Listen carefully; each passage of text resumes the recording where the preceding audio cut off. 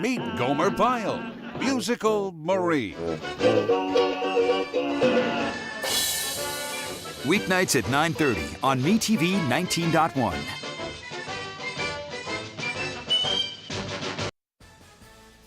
Good evening, everyone. I'm Kevin Hodge. Tonight on your WZMQ 19 News, we're live in Washington, D.C. to talk about possible staffing cuts to the IRS. Plus, the Michigan House of Representatives returns following their spring break. And we have the details on a Michigan bill that would increase medical care access for Upers. Your 19 News at 6 starts now. Live from the UP, this is WZMQ 19 News at 6.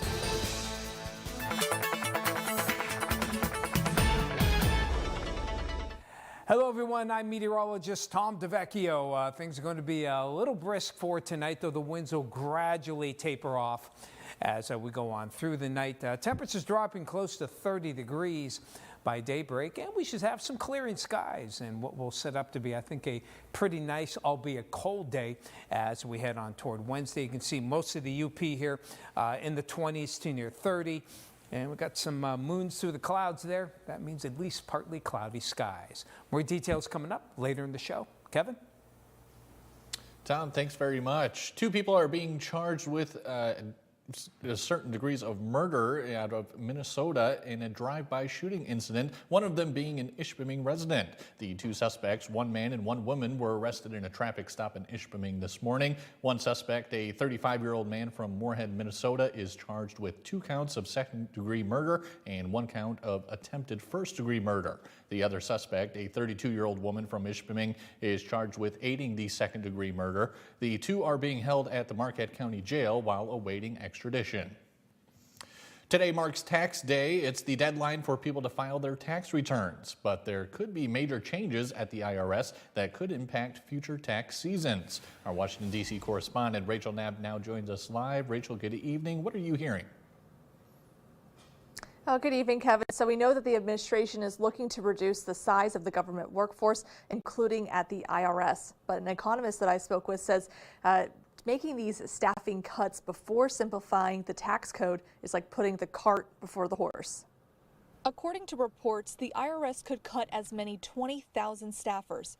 It's all part of the administration's efforts to reduce the size of the federal workforce and bureaucracy. According to a report from the AP, the Treasury Department says any staffing reductions are part of a larger process for improvements and tech innovations that will allow the IRS to operate more effectively. This tax season is probably going to be less affected. A senior policy analyst with the Tax Foundation, a nonpartisan tax policy nonprofit, believes any impacts from staffing cuts to the agency will show up a few years down the road. It's very difficult to estimate the impact of IRS funding on enforcement and tax revenue collections because, well, if taxes aren't being collected, it's hard to develop very good data about the taxes that aren't being paid.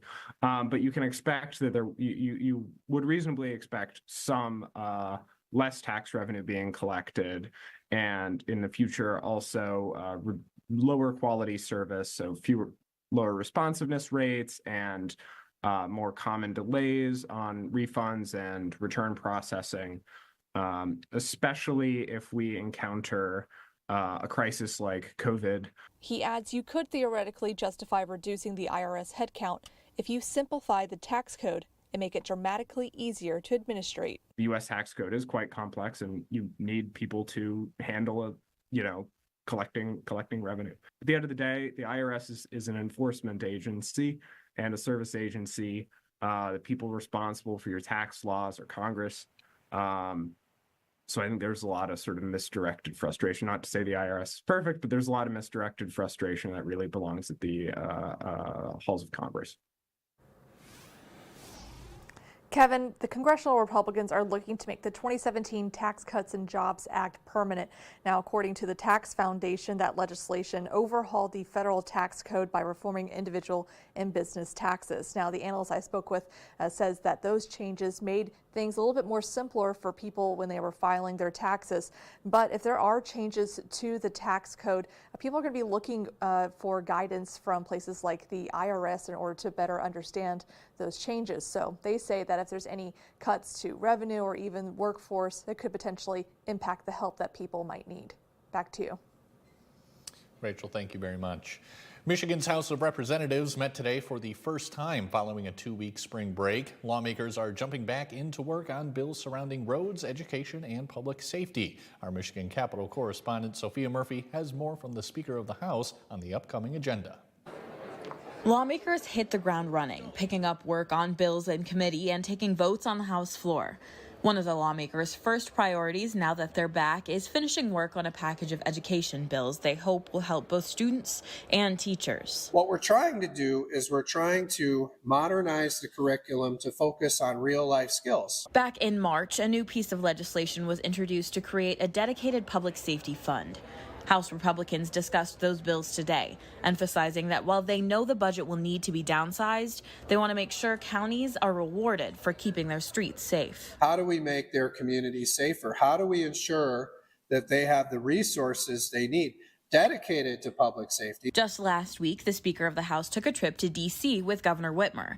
He says one of his main takeaways is he's excited to focus on new federal investments into the Selfridge National Air Base. This is very important to our economy. We're not just an automotive state, right? We have a lot of things. And one of the things that's really important is our defense sector. He says President Trump engaged with many of their requests, including the help needed to keep invasive carp out of the Great Lakes and federal assistance following the recent storms in northern Michigan. I think it says a lot about how much he cares about Michigan. And it also says a lot about the relationships that we have with his administration. Michigan's Senate has yet to return from its 3-week break, halting some progress in the legislature. The House of Representatives is scheduled to meet regularly through the end of June. From Michigan's capital, Sophia Murphy, WZMQ 19 News. A bill in Michigan's House of Representatives that would allow licensed physician assistants to practice in Wisconsin and Ohio is set for a committee hearing tomorrow. Physicians assistants from around the state gathered in Lansing this morning to celebrate the bill and emphasize its importance. One of the bill's authors, Representative Dave Preston, discussed the legislation last week in Iron Mountain. He says the bill would improve access and quality of care for many people across the Upper Peninsula. Instead of handing off to another provider in another state, the caregiver is going to be allowed to stay with the patient. As a paramedic that practiced in 2 states, that continuity of care, especially for patient outcomes, is critical to their success. There's more about the bill on our website. Your first warning weather forecast is after the break, plus we'll have the latest on the amount of measles cases in the U.S. We're back after this.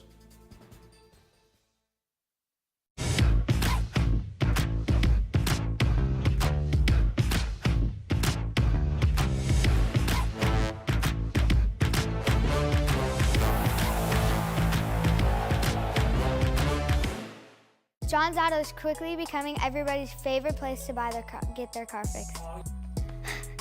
John's Auto is quickly becoming everybody's favorite place to fix their car. Was that right? For a better service experience, come to John's Auto Market. Why do I keep forgetting that word? Experience. Okay, go. 3, 2. For a better service experience, come to John's Auto Market. And don't forget, If you are suffering from mesothelioma, lung cancer, or pulmonary fibrosis, you may be entitled to compensation, even if you smoked. Call Detroit-based Goldberg, Persky & White, working lawyers for working people for more than 35 years. Direct. Don't you ever look up at the sky and roll your eyes. You hear me? Yes. Yeah, good. He holds the line. I resent it, and I resent you for doing it. Mathis Court is in session. Weekdays on WZMQ CBS.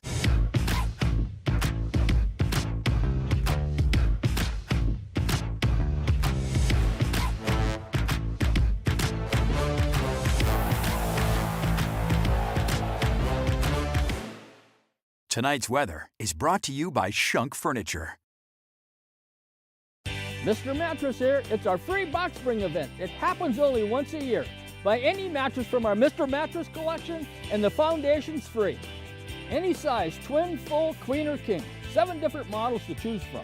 Pick your comfort, firm, plush, or pillow top. They're all here for you to try. Get a premium pillow top queen size mattress for just $7.99 and the box foundation's free. Get a twin size for $5.49 and the box foundation's free. Shop Shunks at Marquette today. Now, WZMQ TV19 First Warning Weather with meteorologist Tom DeVecchio. We had our share of gusty winds here in the Marquette area today, and they're still going to be pretty brisk into the nighttime hours. There's red here. Those are areas, of course, out over Lake Superior where gusts could still hit 30 to 35 on the open waters. And sustained winds still in that 15 to 30 mile an hour range this evening. Notice, though, see the colors gradually going from red to greenish yellow, and some blues as well, indicating that the winds are going to die down tonight. You can see the numbers going down as well into Wednesday morning. And then the rest of Wednesday, winds still out of the north, and that's why we think it'll still be a very chilly day. Note this kind of circulation up here. That is a high-pressure system, and that should be able to give us some fairly decent weather as we head on through Wednesday. And Futurecast will verify that. A lot of clouds around for tonight, but the precip is over. Notice already on Wednesday morning, this batch of clouds, starting to shrink a little bit, and that'll lead to some beautiful sunshine during the afternoon. But because of that cold northeasterly wind coming off the cold Lake Superior waters, we'll be hard-pressed to get above 40, at least here in Marquette, with that wind coming off the lake. Looking good for Wednesday night. Thursday looking pretty decent as well until late in the day. Here comes the next weather system. That one will bring the possibility of some showers and maybe some heavier downpours here as the warmer air tries to come in. And as you check out the next 6 to 10 days, going through the Easter weekend and into next week, we have some nice weather here for Marquette and the Upper Peninsula. It looks like, at least temperature-wise, be a little bit milder than normal for the next 6 to 10 days. On the other side of the coin, it could be a little bit wet with a little bit more rainfall than usual for, again, the next week to week and a half for the Upper Peninsula. For tonight, keeping it dry. We'll have partly cloudy skies overall. Still some pretty brisk winds, though they will be dying down slowly through the night. Lows will be dropping upper 20s Iron Mountain, 21 Ironwood, but Marquette dropping just around that 30-degree mark. Then into tomorrow, beautiful day, partly to mostly sunny, maybe 40 here in Marquette. That's about it. Iron River will try to get to 50 here, away from the influence of that cold lake. Then after that, as we head on toward Good Friday, good chance we'll see some showers here. Easter weekend, not bad. Kind of chilly Saturday, and my apologies here. Well, there is a thing as Easter Monday. So Easter Monday, maybe the bunny rabbit hopping on home there. Some possible showers there, and partly cloudy skies as we head toward Tuesday. Tom, thanks again. A troubling rise in measles cases across the U.S. continues raising alarms among health officials. The country is now seeing its worst outbreak of the disease since it was declared eliminated nearly 25 years ago. Our other Washington, D.C. correspondent Brendan Scanlon has the latest details on the outbreaks. As of April 10th, the CDC confirmed 712 measles cases across 24 states, including Pennsylvania, Michigan, New York, and Ohio. This year alone, 79 patients have been hospitalized with severe complications, and 2 deaths have been confirmed, with a 3rd case under investigation. The susceptibility of the current crowd of folks are kids and people that are immune weakened, and so we're seeing more complications and more hospitalization now. Dr. Mark Loafman is the chair of family medicine at Cook County Health in Chicago. Almost 1 in 30 are being hospitalized, something like that, and some areas even higher. And I think part of it is children are the ones that are getting sick, and we worry a lot more. They're much higher risk. Measles is one of the most contagious viruses in the world. It spreads through the air and can linger for hours. According to the CDC, the key to stopping outbreaks is community immunity. When over 95% of a population is vaccinated, the virus has little room to spread. But that threshold is slipping. Vaccination rates among U.S. kindergartners have dropped from 95% to under 93% in the last school year. Are school children more vulnerable now than maybe 5 years ago? 100%. I mean, more vulnerable now than ever in modern times, really. Dr. Lothman says it's hard for public health to work when the public does not participate. Public health just doesn't work very well that way. If people opt out, it wasn't such a big deal when there wasn't any outbreaks. But now that it's here, there is a big consequence. Reporting in Washington, Brendan Scanlon, WZMQ 19 News. Now don't go away. We have insights coming up after the break. My family's been in business for 70 plus years. We really needed to stress that this is not just a running store. Our running shoes are good for everybody. It's about the people out in the community who are in the workforce. All those people really benefit from the proper footwear and structure that a running shoe can provide. They might come in limping, almost like a miracle, walk out of here dancing. It's more than shoes. There's a caring that doesn't exist in a lot of businesses anymore. Some places talk about being local, but we actually are local. Our family started Superior Collision 18 years ago, and we're still the ones who own and operate it today. No big company name, no outside investors. We are all Marquette, and we're going to stay that way. We are part of this community, and we are proud of the work we do. You can choose to go to a corporate body shop, or you can stay local and go to Superior Collision, Marquette's local hometown body shop. It's a new Ghosts with an old friend. The junior associate I heroically gave my pants to before I died. This is my daughter, Abby. Hi. I also gave him my boxers. A decision that haunts us to this very day. Prepare for a bombshell. Her real father was Trevor Lefkowitz. What? No pants? The one and only. I love pastrami on rice. She must get that from me. You think there's a pastrami gene? Yes, I do. It's called being Jewish. Papa, can you hear me? There's an all-new Ghosts. CBS Thursday, 8:30, 7:30 Central, and streaming on Paramount+. At Choice Hotels like this Quality Inn, you get more for your money so you can maximize any vacation and get more of that family time. Can I see that? Maximized. Check into more. Book direct at choicehotels.com. Oh no. Leaks can be scary. But with Gorilla Waterproof Patch and Seal, fixing them doesn't have to be. For the toughest jobs on planet Earth. You're watching WZMQ 19 News, live and local, with Kevin Hodge.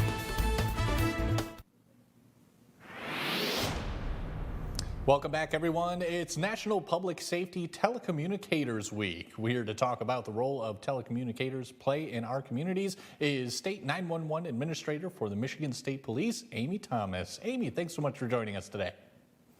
Thank you for having me.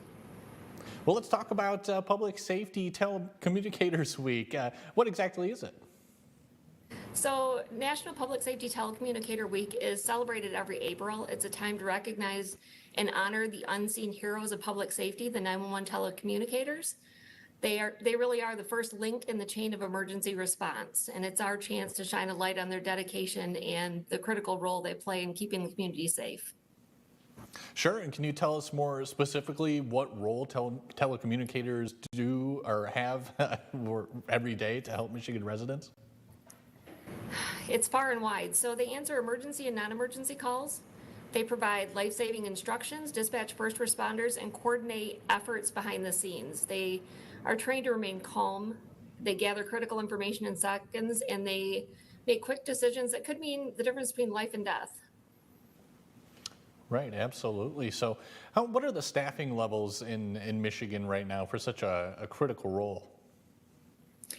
There's a growing need for telecommunicators in Michigan and across the country. It's a demanding but very rewarding career, and many centers are facing staffing shortages. We need people who are committed, level-headed, and passionate about public service to join the profession. Sure. So how much of a need is there, would you say, right now across the state? I don't have exact numbers, but if you go to the State 911 website, there is a link for a job search if anybody is looking, and it will list all of the centers that are currently actively seeking.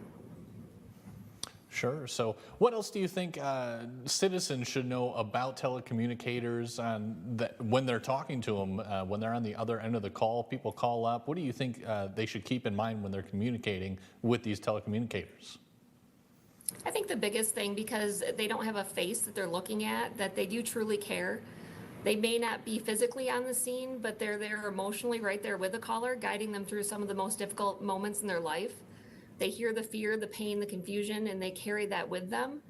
The next time they call 911, or if you ever have to call 911, know that you're going to get someone that's highly trained, compassionate, professional, and they're doing everything possible to get the help that you need. A lot of people will get frustrated because they feel like dispatchers ask a lot of questions, but they don't understand as they're asking questions, they're always already relaying that to the responders and giving them what they need when they get on scene, so they know equipment they need to bring in and what they're walking into. All right, excellent. Amy, is there anything else you want people to know about the role telecommunicators play for the citizens of our state? Just that it's a vital role. I think that sometimes it goes unnoticed because they aren't out there with their face. They're on the phone, and so some people don't realize the important role they play. Without dispatchers, responders wouldn't be sent. So they're key. They're also giving life-saving instructions. People don't realize that they are providing CPR instructions. They are able to deliver babies and control bleeding and things like that. And there are also some positive calls that they get. I don't want it to seem like all doom and gloom, but it is a rewarding career if you're into public service and you care about your community. Excellent. Amy, thank you so much for hopping on with us today. Really appreciate it. That's all the time we have. Okay, thank you so much. Mike Ludlam has your sports headlines when we come back. Don't go away.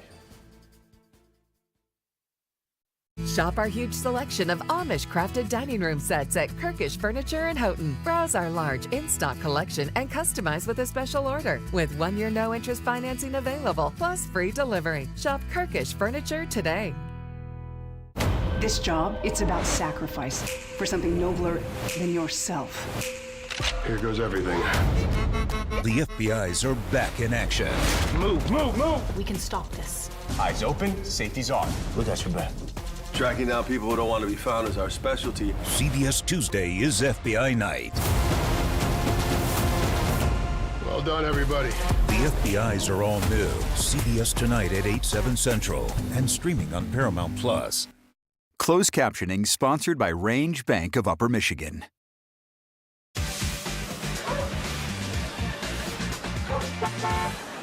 Looking for your next level in real estate? Look no further than Next Home Superior Living.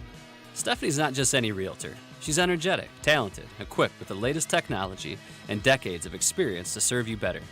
At Next Home Superior Living, we're not just selling homes. We're guiding clients and customers throughout the entire transaction. That's Stephanie Jones of Next Home. Visit stephaniesells.com and let her work with you for your next home. Don't settle for ordinary. Choose Next Home Superior Living for your extraordinary real estate journey. Tonight's sports is brought to you by the Window Store. The Window Store Home Improvement Center is your clear choice for quality products and expert installation. We have a thorough and seamless process, start to finish. From the moment you meet our friendly staff, you'll be amazed by their attention to detail. Our team of experienced professionals take pride in their work. And with our 2-year warranty on all installations, you'll have peace of mind knowing your investment is protected. Plus, we service the entire Upper Peninsula. Your clear choice is the Window Store.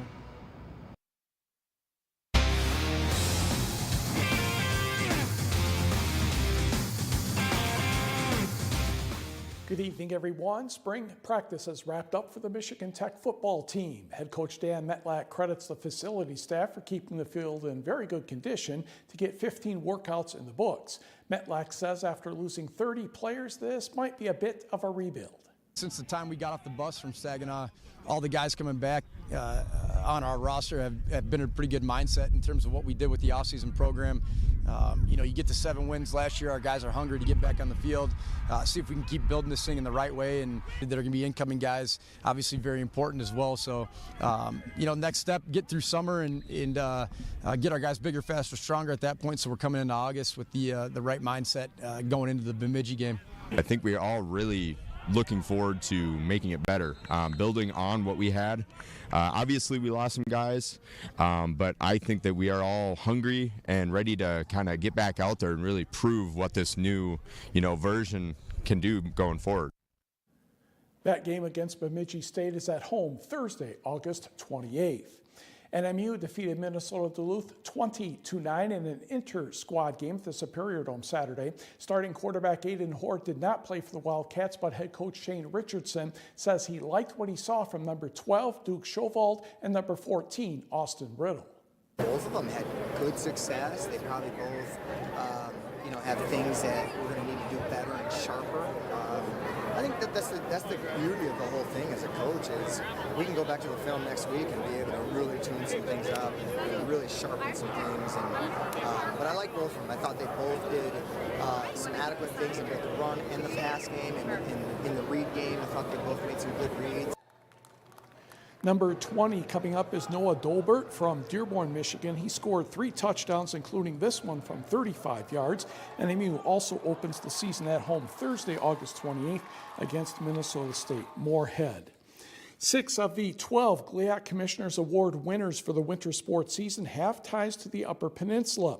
For the women, NMU swimmer Camila Carbone earned 3 All-American honors at the D2 National Championships and a 4.0 GPA while pursuing her master's degree in business administration.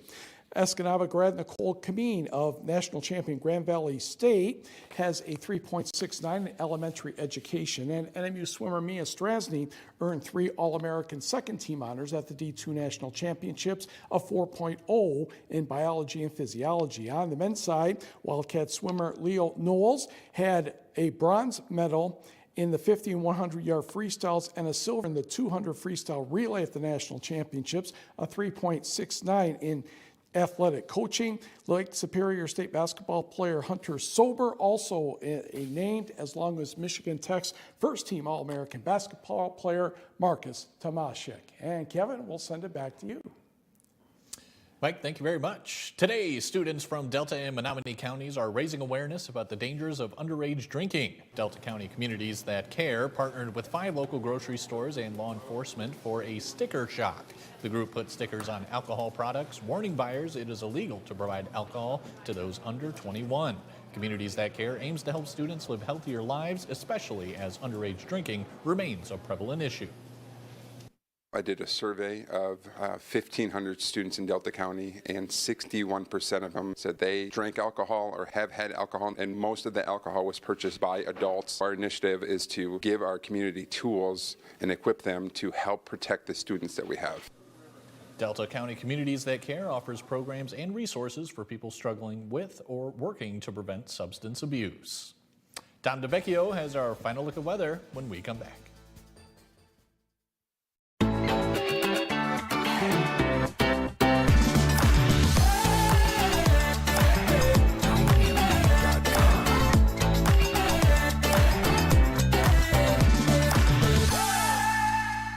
What happens when reporters take you inside the story? I've been asking for over a year and a half for access into this place, and this is the first time we're getting it. You get the all-new CBS Evening News every weeknight.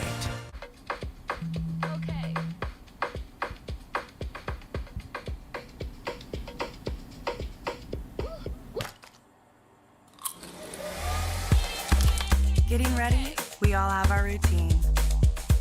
Finding an outfit. Fixing your hair. And all the other little touches. Gum, check. Keys, check. Phone, check. But of all the things you remember to bring with you, naloxone could be the most important. It can reverse an opioid overdose. You can get it without a prescription in most states, and it's really easy to use. If you or someone you know is at risk for opioid overdose, naloxone could save their life. Keep it on you and at home. For more information about naloxone, visit cdc.gov/stop-overdose.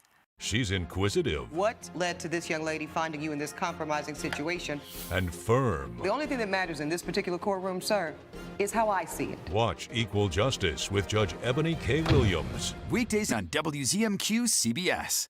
Running my business, I'm always worried about managing logistics. The last thing I want to be concerned about is our banking.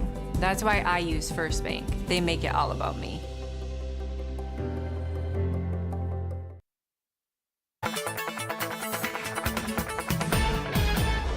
Clouds for this evening, gradually thinning out. The winds will gradually die off, but still cold to see. Bundle up there. But that'll set us up some nice looking weather on Wednesday. That northerly wind, though, will keep temperatures on the cold side. Thursday looking good as well. Here comes some clouds and some precipitation as we head toward Thursday night, and that will lead into a good chance of rain for Good Friday. Saturday, chilly, but Easter Sunday looking pretty decent with some sunshine. Kevin, back to you. Tom, thanks very much. Finally tonight, this year, Michigan Tech is celebrating its 25th annual Design Expo. Over 1,000 students, varying in first-year engineering courses to senior design programs, took part in today's competition, presenting their real-world projects. These included satellite missions, power grid modernization, biomedical devices, prosthetics, and more. Students have prepared for these presentations through months or years of hard work. The Design Expo is a great gateway for future opportunities, and we'll have more information coming up tonight at 11:10 Central. That's all the time we have right now, everyone. We'll see you later tonight.